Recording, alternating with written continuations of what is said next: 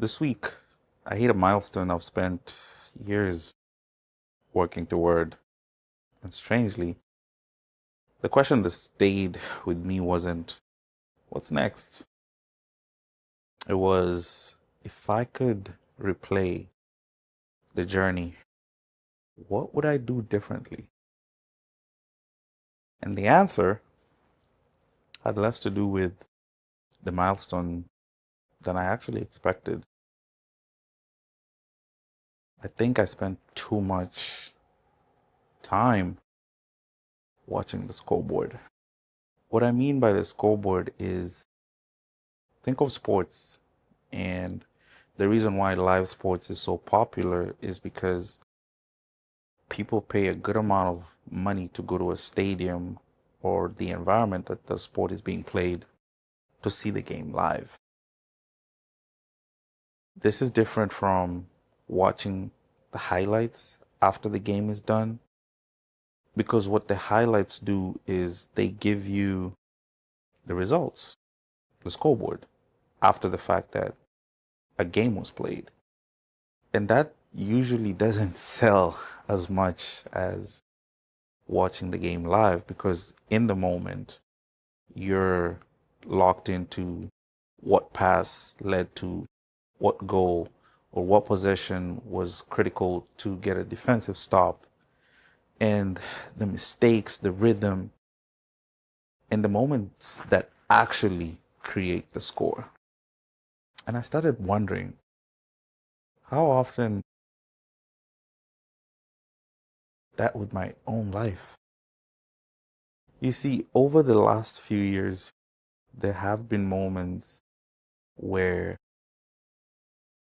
I was so focused on getting to the milestone or the goal at hand that I personally turned down moments where I could have just lived a little, played more, said yes to more invitations, allowed myself to enjoy the season of life that I was going through at the time, and enjoy myself while still being in that zone. And when I look back, I don't think I did that enough, because the goal at hand truly and genuinely mattered to me. But as I reflect back on this milestone, I find myself asking, I may have confused seriousness with sacrifice, because I don't think I got out of this mentality of I need to get this done no matter what. And it cost me a couple of useful days, if I'm being honest. I started to I started acting like everything enjoyable had to wait until the scoreboard changed. And now that the scoreboard has changed, I'm looking back and asking myself, was it worth it? You see, when you have a goal in mind, you typically are laser focused on getting that goal accomplished. And recently, as I was doing this reflection about the milestone, I came across this idea of aggregation. In business, profitability is usually reported as one big number. Total revenue minus total cost will give you the profits of a company. But that number, or the numbers total revenue, total cost, which equals to profitability, is built from hundreds, sometimes thousands of smaller transactions underneath it. And I remember thinking to myself after exposing myself to this concept, maybe our lives work the same way. Maybe the quality of a life is also an aggregate result. And for life, that's a collection of ordinary days. The day to day that you go through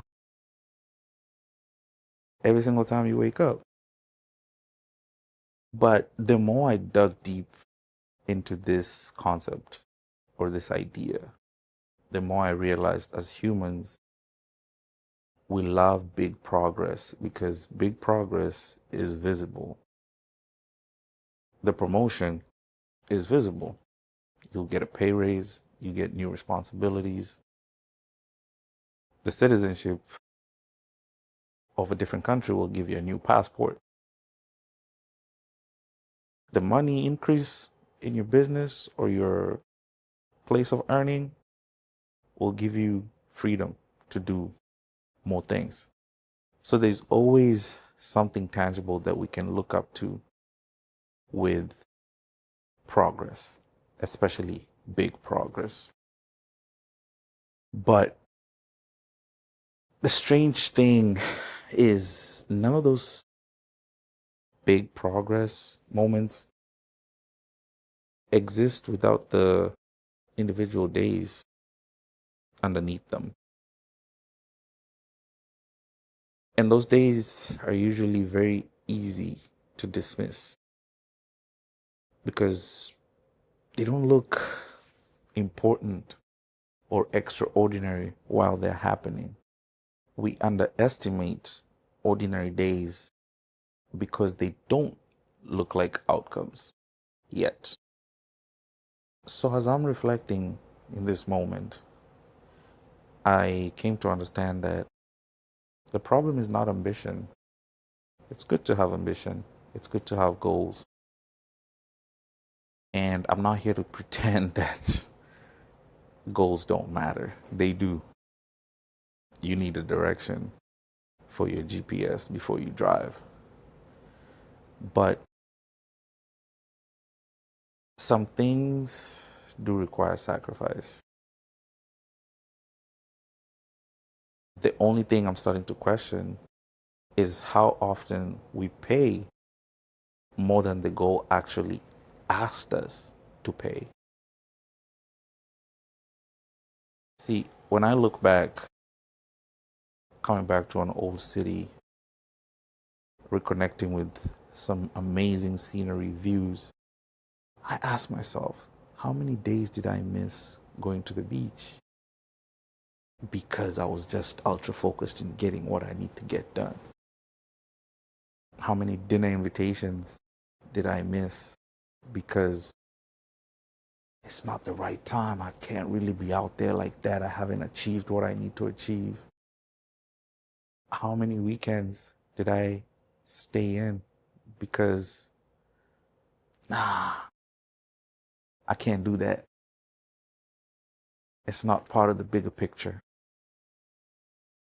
And there's so many moments that I treated as disposable because I thought the real life experience would only start later or would only matter when I achieve the bigger goal.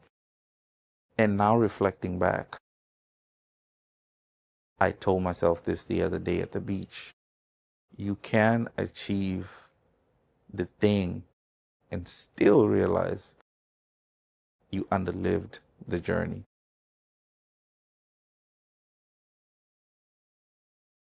And that's what made me start to think about achievement differently and what achievement reveals to us. You see, I don't think it's just about getting what we want, but how did you live while trying to get the thing that you're after? Who and what did you become in that process? Are there things that you neglected or left outside or gave up that were a core part of your individuality that no longer resonate because of the sacrifice for the bigger goal? What parts did you actually enjoy? Is what I found myself asking. Because taking a walk by the seawall and meeting some friends, I realized this is actually some things I didn't do enough of when I was in the city. And I actually enjoyed them. But I kept postponing these things that actually make me happy, make me whole, make me who I am, because the bigger goal was not achieved.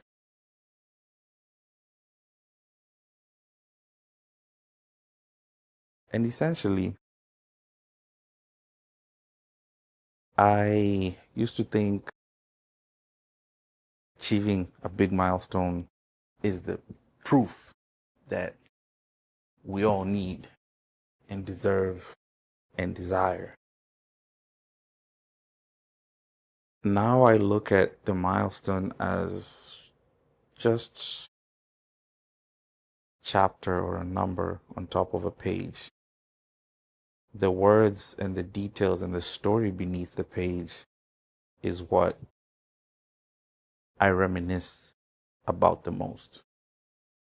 Because you see, the scoreboard matters, but the game is where your life is happening. So throughout this reflection, I started to ask myself a completely different question. Am I building a life that I'm actually enjoying the process while doing it? And in the ordinary days that I live through, am I still treating them like they don't count?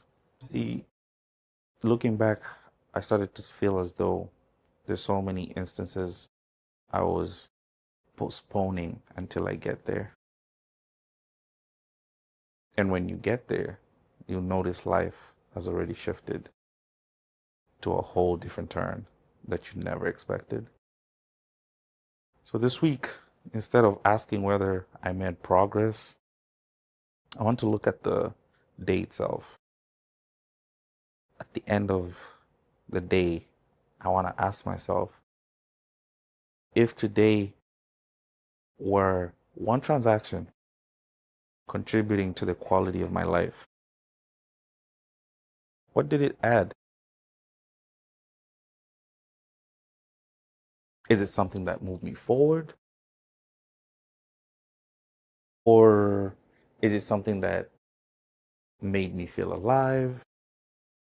Or it could be something that would make me want to spend tomorrow differently.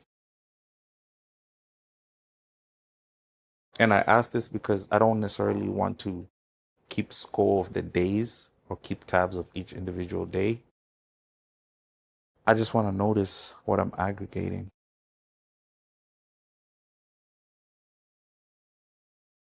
Because essentially, the milestone matters. I'm proud of it. But I think the milestone is only a reflection of what the scoreboard looks like. Maybe the better question isn't only whether the scoreboard is changing, but whether you're still enjoying the game. This was your weekly reset. I hope we can all read, reflect, and rise. Please sign up for the newsletter to get the written newsletter for this episode. And I hope to see you guys on the next one. Peace.